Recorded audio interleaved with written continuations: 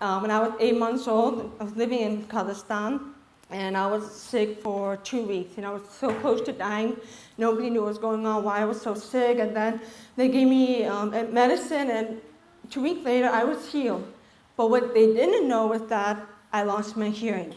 They had no idea. They said, okay, she's healed, she's good to be, go home. We checked, nothing's wrong with her.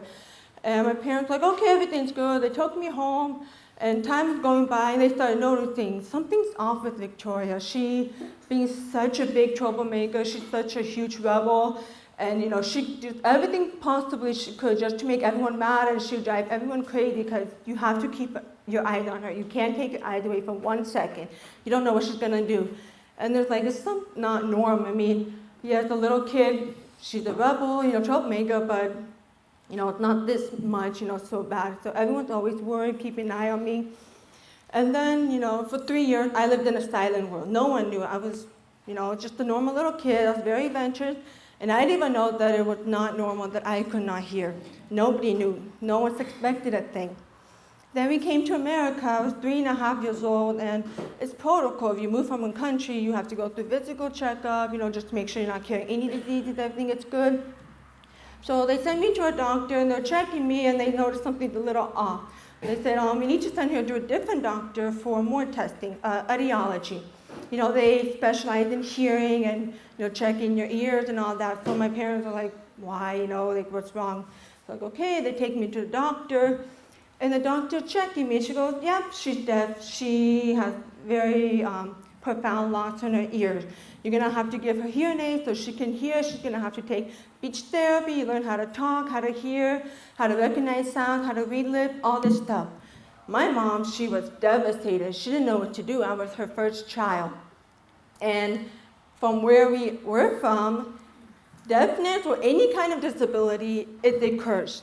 It's a punishment from your sin or your parents' sins or your grandparents' sin. So my mom thought, what is going on? We just became Christian. Maybe God is punishing us. Was there something that we forgot to ask for forgiveness? Did we forget to let go of our sins, or what's going on? So they're thinking it's their fault, and me, I had no idea. I was like, okay, I don't know why I'm doing here. They're just checking me, whatever. Mom's crying. She's so devastated. They must have been really bad news. I don't know what's going on. I'm just sitting there. She's crying and crying. She did not know what to do, what to think, and she was just going into depression. Some days I felt like she couldn't even look at me. She couldn't even come near me because she didn't know what to do with me. And my dad was confused. He was so lost, and he was questioning God and doubting God. And I have no idea what's going on. I'm just going through therapy, and I was confused. And when I was 5 years old, I started realizing, okay, obviously I'm deaf. Okay, I can't hear. There's something different about me, whatever, I don't know. And then, from the age of 4 to 12, all I remember is my parents and my grandparents dragging me from church to church to church to church to church, pastor to pastor to pastor, deacon, anyone who had the ability to heal, anyone God speaks to. They take me to them and say, please pray for her, something, she can't hear. And I was like, wait, what's going on? I see myself standing on the stage, rubbing oil on my forehead, church members praying, putting their hands out, and I'm like, what is going on? Obviously, there's something wrong with me. If they're crying and sobbing and praying and laying hands on me, and I was just so confused. I'm like, okay, there is something wrong with me. My parents must be ashamed of me. I mean, they're taking me to churches and people to pray for me. Obviously, there's something wrong about me. I'm not normal. I'm not like everyone else. And that's when my stage fright started to come in. I hated to be on stage. I could not stand to be on stage. I started hating going to church. I started hating pastors. I started hating anyone that had the authority in church or anyone that had the ability to heal. I started resenting my parents because I thought they were ashamed of me. They probably regret having me. And growing, I was just like, starting pushing everyone out. I started to push the world out, the church, my family, and I started to shut myself down. I became withdrawn. I was isolated. And at the age of 10, 11, I started becoming violent. I was always hitting my sister and brother. They're just punching them, smacking them, kicking them, biting them, ripping them. And then after I snap out of it, I look at them and I'm like, what's wrong with you? Why are you crying? Get up. Like, what are you doing? Why are you on the floor crying? For me, I didn't think there was anything wrong. It was just like, okay, they're crying and they're pain, whatever, they're such baby. And I didn't even realize that little thing could just snap. I would just snap at the little thing, and I would just start beating and hitting, and didn't care who was in my way. I pushed them, throw them against the wall. I didn't care because I need to get this anger out. And anyone that's in my way, it's their fault. I need them out of my way, and I'll just hit them. And it's starting to get more bad. I was starting to become more violent and violent, to the point where I would start hitting my mom. I would push her, I would kick her, I'd throw her against the wall whenever she tried to get in my way. And I'd say, you don't understand me, you don't know what I go through. You're nothing to me, just get out of my way. And I'd just throw her against the wall and just walk out. And it was like that for years. And then I got my Holy Spirit, and I knew the Holy Spirit was a special gift. And when I started realizing there was something wrong with me spiritually, that there was, this almost as if I was possessed by anger, by violence, by hatred. And I started becoming guilty of my action. I became so ashamed of what I've done, of who I become. I became depressed, I became suicidal. But I wasn't the kind of suicidal that would cut myself or cause myself pain. I was the kind of suicidal that was trying to find a way to kill me without me actually having to kill myself. That way it would look like an accident to everyone else. And I would, think, I'm like, okay, what if I get in a car accident? What if I just drown or get in a fire, this and that? No one would think that I was trying to kill myself because of the natural cause. And I was just so going to the darkness. No one could pull me out. No one could save me. No one knew what to do with me. And I was just going down and down and down. I started going into depression and suicide. I started drinking. I was so deep in that I even fell to pornography. I fell into watching movies that had really bad scenes. I was just going so deep, I didn't care because I was like, there's no hope for me. There's no way out for me. God doesn't love me. Jesus loves me. No one can save me. My family doesn't love me. My church doesn't accept me because I'm different, because I came here because, like my sister said, I'm special. That got me so bad. I just shut everyone out. Like, no one is worth it. I'm not even worth it. I just don't want to be alive. And my sister would decide to take baptism class. I was 18. I was like, okay, everyone is looking at me because I don't do anything. I don't go to church. I don't get involved. So I have to get baptism to look normal. So they don't look at me, don't expect that I'm, a sinner, that I'm a huge sinner. Otherwise, they kick me out of the church. So I go to baptism class, and I didn't even want baptism. I wasn't even ready. But I was like, my parents are looking at me because I'm so deep into the world. If I don't do anything, they're going to start digging deeper, and they're going to find out everything that I've been doing, everything. And then they'll probably take everything away from me. So I'm like, okay, I have to go just to, not to keep anyone suspected of me. So I go take baptism class, and they said, if you're not ready, if you're not going to confess your sin, don't take baptism. You're not going to be ready. And I'm like, what do you mean? Like, if you're not going to confess, don't take baptism. It's not a good idea. It's just, you're going to make everything worse. I'm like, okay. I'll go to a pastor and I'll confess some of my not so bad sins. Like, I cuss, I watch bad movies. I'll just give them a basic sin. They're not going to know the ones that are so deep behind me. They won't know. They don't need to know. Just because if I don't confess, they're going to look at me. They're going to think something's wrong. So I go to pastor and I confess some of my sin. And he's like, Victoria, you're definite. You might think it's a curse, but it's actually a gift from God. It makes you who you are. It's a gift from God. You should be happy. You should be blessed. And I was like, Pastor, you have no idea. This deafness, if everyone thought it was a gift, I will be able to accept it. But everyone's treating me as if I was cursed, as if I was contagious. They couldn't bear to touch me. The moment they find out I'm dead, okay, and they back off. And I'm like, yeah, I'm so contagious. No one wants to come and touch me because they think I'm going to make them dead. So how can I think it's a gift, it's a blessing, if people don't treat it like that? He's like, just think about it, Victoria. Your testimony is very powerful, everything you've been through and how you're still standing strong. And I'm like, wow, even I deceived the pastor. Oh, this is getting good. I'm like, whatever, okay, yeah. And just, moving on, going baptism. I took baptism. I don't regret getting baptized, but I regret the timing because I got worse. I just felt so much more harder.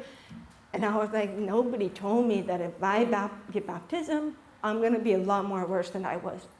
Because they said that baptism is holy and, it's a sign of giving up your life. But they didn't really explain much deeper that if you don't let go of your old life, you're still going to be the same, but you're going to be a lot worse. Oh man, I was like so deep into the world. My parents didn't even know what to do with me. Like, what can we do with her? She's shutting everyone out. She became more violent.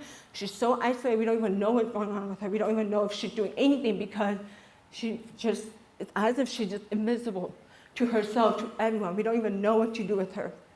So they decided to send me to a missionary school. Like, this is the last hope, maybe God will just finally break her down, touch her in this missionary school. And I did not want to go. I tried to get out of it, tried to find a way to get away from it, but I couldn't. The second day I was there, God just touched me, and he's like, I want you here. You're staying here no matter how hard you fight to get out. And I'm like, oh, no, God, you're not touching me. You're not touching me. Like, no, I worked so hard to be like this. You're not touching me. But God, throughout the 4 months, God touched me so much. He just broke down my wall. Like, there was no way I could hide from God. I tried to hide, and I'm like, oh, no, God, find me anyway. And I was like, God, you're changing me. You're making me soft. You're just melting my heart. No, don't stop. Just leave me alone. People are going to think I'm such a nice person. Don't. And I was just like trying to get away from God. And God's like, oh, no, I'm not letting you go. You're my daughter. Whether you like it or not, you're my daughter. And I'm going to change your life. And I was like, oh, God, what are you doing to me? What are you doing to me? I didn't know. It was like, oh my, no. And the 4 months that I was there, God, not only did I find a relationship with Jesus, I found freedom from my past, from the darkness. I was finally light. And I was like, topping the world, flying. And I was like, yes, I had such a dark past, but Jesus didn't care. He died on the cross for me. My sin is forgiven. I'm free. No matter what people tell me, no matter if they try to bring up my past, and I was like, oh no, God forgave me. You can put that down. I don't touch me. I'm free. Jesus told me so himself. You can't tell me different. And and then God was like, slowly he was like touching my wall because he knew that everything that I went through, deafness was a sensitive topic for me. And God's like, Victoria, I chose you to be deaf. You were meant to be deaf. And I was like, why? I don't understand why me. Everything that I went through, I felt like everyone hated me. That I was just, there was no purpose for me to be on this earth. And God said, open up to John 9, 1-3. And I was reading it, and then it says, as he passed by, he saw a man blind from birth. And his disciples asked him, Rabbi, who sinned, this man or his parent, that he would be born blind?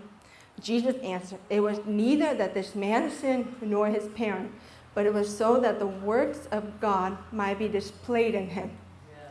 And I had a revelation from that. I was like, wow, it wasn't because my parents sinned, it wasn't because I sinned, but it was because God wanted to show himself through me so that I could bring glory to his name. And I felt special, not in the way that everyone made it seem like, but truly special that God chose me to be deaf. He chose me to go through this. He chose me to be in the darkness just so that when I come out of it, I would know who Jesus truly is, just how merciful he is, how loving and kind he is. And if God could take me out of the darkness, he can take anyone out of the darkness, no matter what they're going through, whether they have a disability or no disability. Because when you look at me, I look normal, but inside I am nowhere near normal. People don't even know that I was deaf.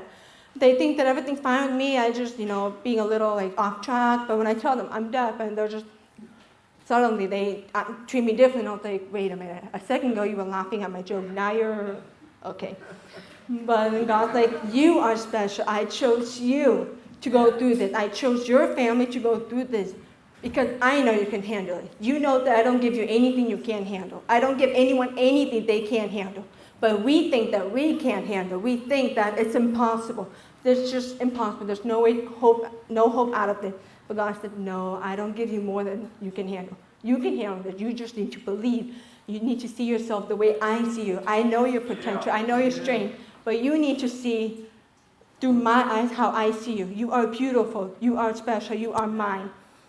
And I was like, I never felt such love from God, from anyone actually. I was like, my Father, my Heavenly Father loves me so much.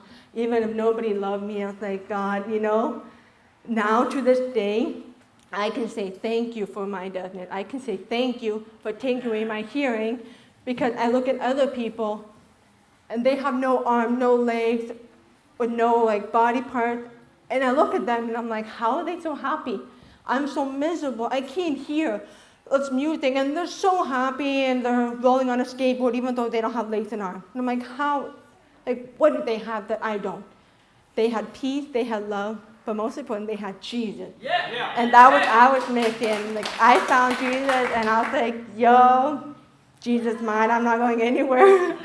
And I just want to encourage you all that whatever you're going through, just give it all to Jesus. Just surrender Him. No matter how tired you are, just know that there is hope. And don't let the weight of this world crush your soul. Don't let it just weigh down on you. Give it to Jesus, because He can give you rest. He gives us new life. He gives us hope. And there's nothing that He won't do for us as long as we turn to Him, as long as we come to Him and pour our heart to Him, as long as we're sincere before Him. God bless you guys, and thank you for giving me this opportunity.